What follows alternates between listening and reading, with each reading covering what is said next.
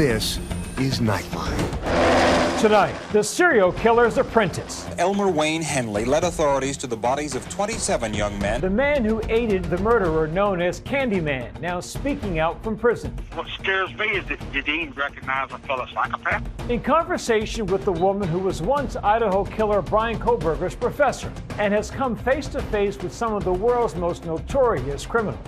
I wanted to understand the experience from the point of view of an accomplice. Asking the question, can killers be stopped before they strike? Plus, Better Call Bob. Bob Odenkirk, known for his star-making turns in Breaking Bad. It's all good, man. And Better Call Saul. Better Call Saul! Is now an action movie hero, armed with dad jokes and kicking butt. You guys having fun at the convention? How we got Oscar nominee Sharon Stone to play a villain. I said, Sharon, would you be willing to be the big bad? I'm just like that. And the big scare on set that he says changed his life. From ABC News headquarters in New York, this is Nightline. Good evening. Thank you for joining us. We begin tonight with an unprecedented look into the mind of a cold-blooded killer.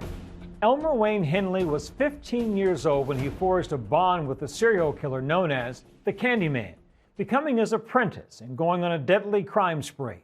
Now speaking out after 50 years behind bars. What's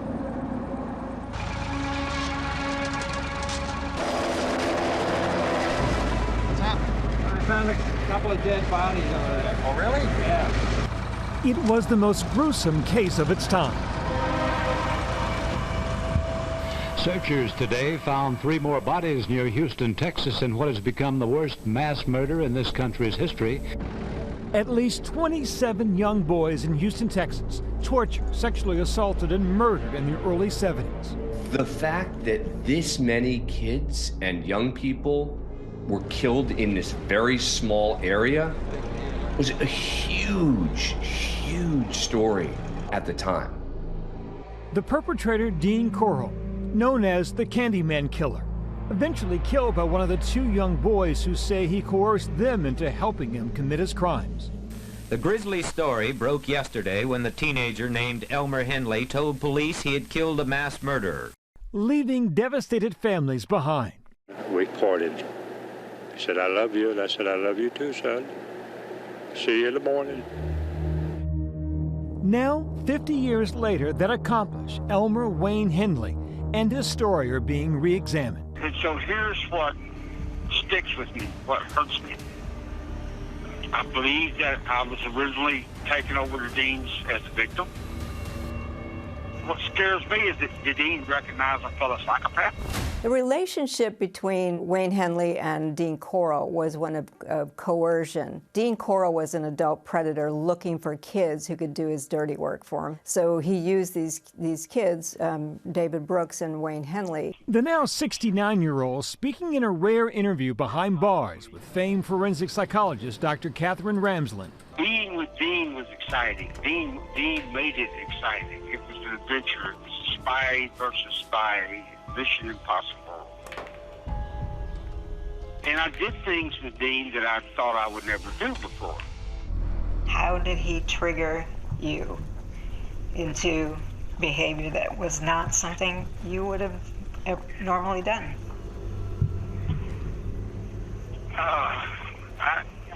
I attribute it all to my hero complex. For over 25 years, I've been studying extreme offenders, mass murderers, spree killers, and serial killers. Dr. Ramsland is a forensic psychology and criminology professor at DeSales University, most recently making headlines for being the professor of Idaho murderer Brian Kohberger. She studied more than 300 serial killer cases. Probably the most well-known that I spent extended time with was Dennis Rader, the BTK killer. We spent 5 years working on a book with him, and studied, Ted Bundy, Jeffrey Dahmer, John Wayne Gacy, really name any name. I probably studied that person. But now Ramsland is exploring the complexity of murder from the view of an accomplice to a serial killer. He was 15 when he was leveraged into it. Is not a person who wanted to be a killer, but became one, nevertheless. And I wanted to understand the experience from the point of view of an accomplice because it had not been studied before. Their in-depth conversation featured in the new Discovery ID documentary, The Serial Killer's Apprentice. At what point did you decide to implicate yourself?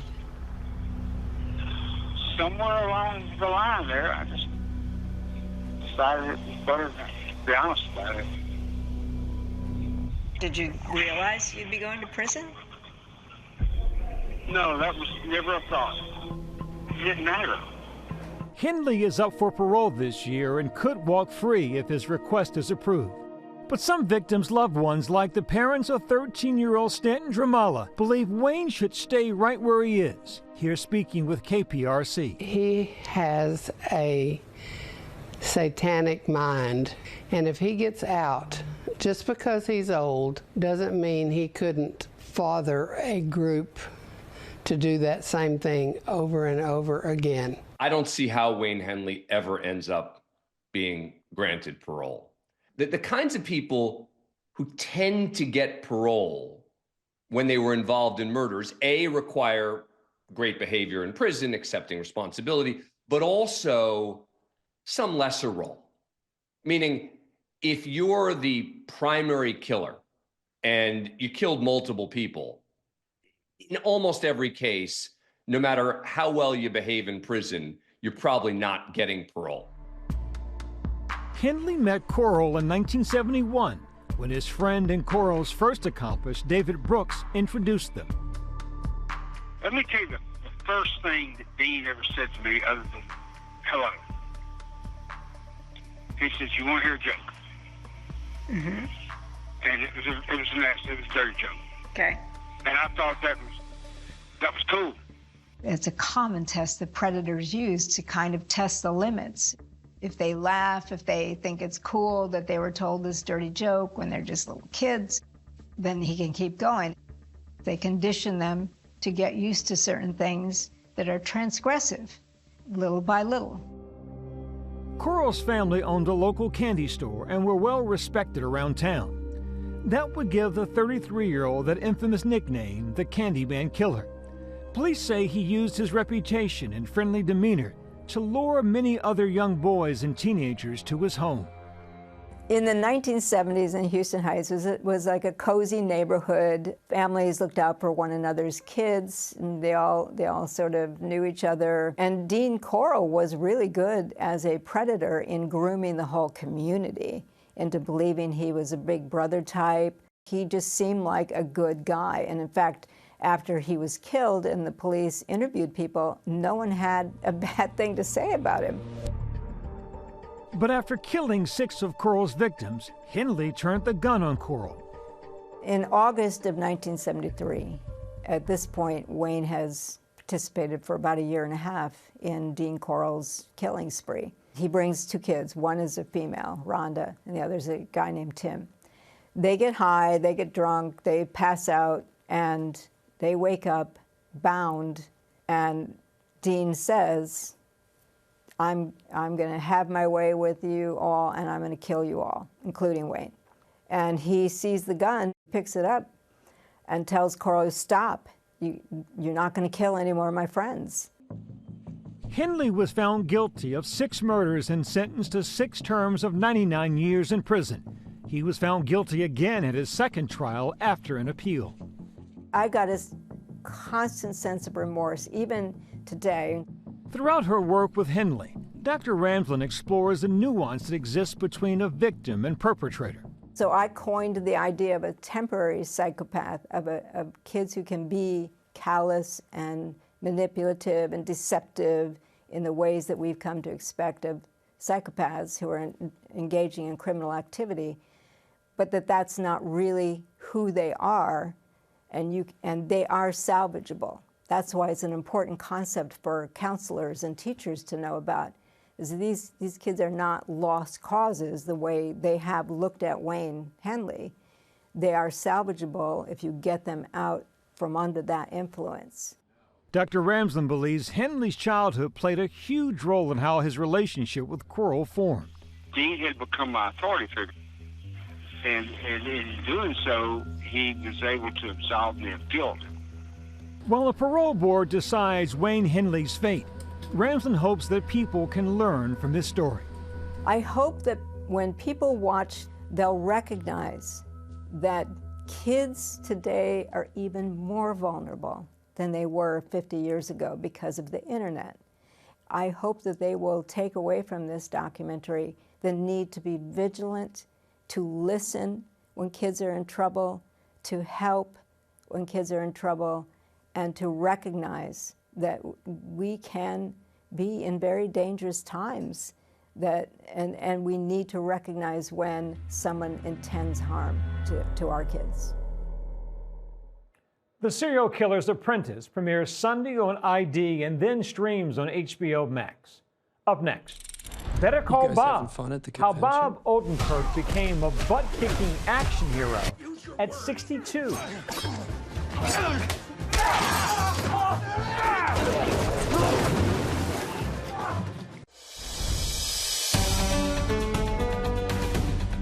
Welcome back. Bob Odenkirk is a Hollywood chameleon, taking turns as a comedian, dramatic actor, and now a bankable action hero at the age of 62. Kicking butt and delivering dad jokes in a new movie. He sat down with ABC's Stephanie Ramos. Bob, it is wonderful to see you. Good to see you. For such a long time, you were known to audiences as a comedian. Yeah. You played the sleazy lawyer on Breaking Bad. Well, if they knew me at all, because I was a writer. Yes. So I was behind the scenes for most of my career. The thing is, I was given this great gift when I was given a part on Breaking Bad. I'm a lawyer. Even drug dealers need lawyers, right? Especially drug dealers. And then you were on Better Call Saul, which you were nominated for 6 Emmys for that role. You look at me and you see Slippin' Jimmy. I never said that. Yeah, but you thought it. And here we are, now you're an action hero. It looks like a blast. It is. And we see a lot of it in Nobody 2. It is, and you laugh a lot. Now, there's more fights in Nobody 2 than there were in Nobody 1. A lot more, and they're longer, and they're bigger. We have a clip of some of that fight choreography, so let's take a look. What's up, guys? More than you know. You were told to leave. So what are you still doing in town, old man? I'm here with my family, making memories. Just making memories, huh? There's no need for this. This is all a big misunderstanding. Be cool!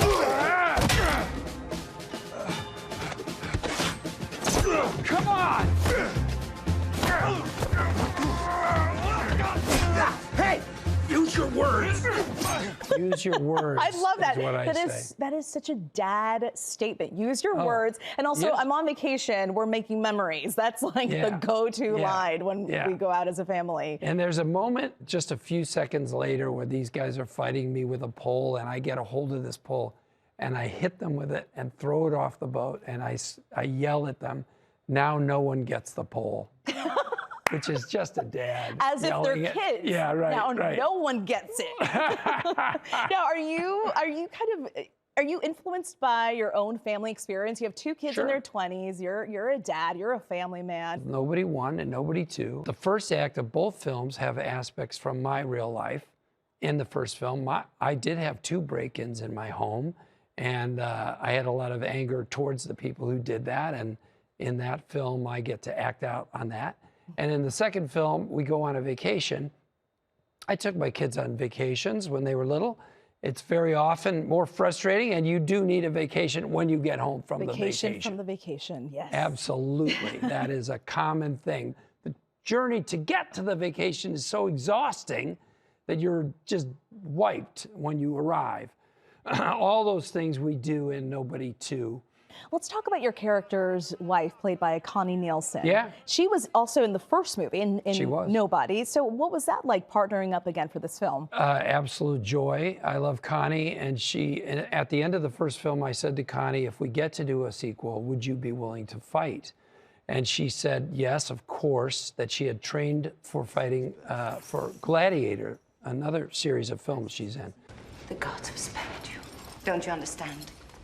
Today I saw a slave become more powerful than the Emperor of Rome. Let's go back a couple of years to 2021, talk about your health a little bit. Yeah. You had a heart attack in 2021. On the set of Better Call Saul, and it was, I mean, I don't remember any of it, right? I have no memory of the entire week from the day that it happened till a week later when I was leaving the hospital. What's the journey been like to get here from that point? So slowly I got my memory back over the next 3 or 4 weeks. It was a rediscovery of my life, and since then I've reflected on it, you know, a great deal. And one of the things I really want to do is, you know, make the most of my time. And you also have to be doing things that are fulfilling you in the moment too.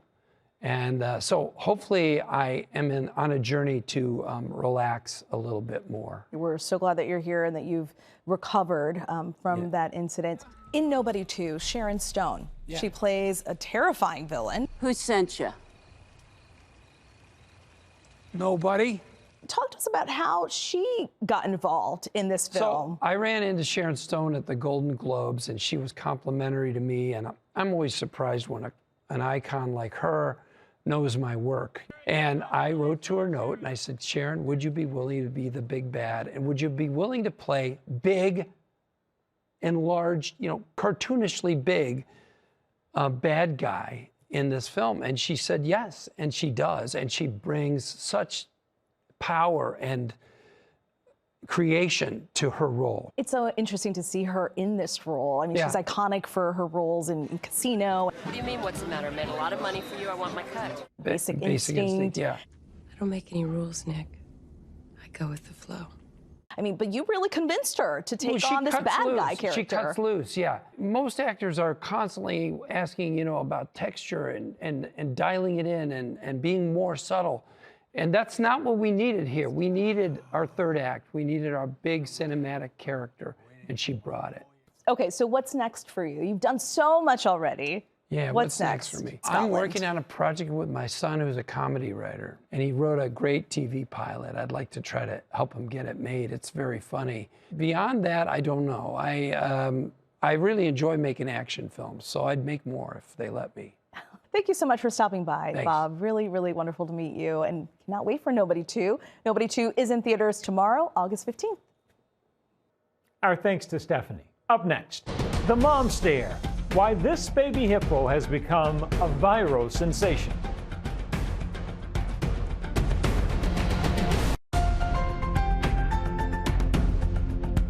And finally tonight, the power of the mom stare. This precious moment between an endangered pygmy hippo, Mars, and his mother has been viewed 45 million times. Just 6 weeks old, this playful baby repeatedly ignores efforts to get him out of the pool at a zoo in Kansas. Oh, but one look from mom changes everything. Universally known as the mom stare. Mars sees the look, stops playing around, and gets out of the water. He knows mom is not playing. And one more note before we go tonight. We're now less than 24 hours away from that high-stakes summit between President Trump and Russia's Vladimir Putin. ABC News and Nightline will have special coverage of the event tomorrow night.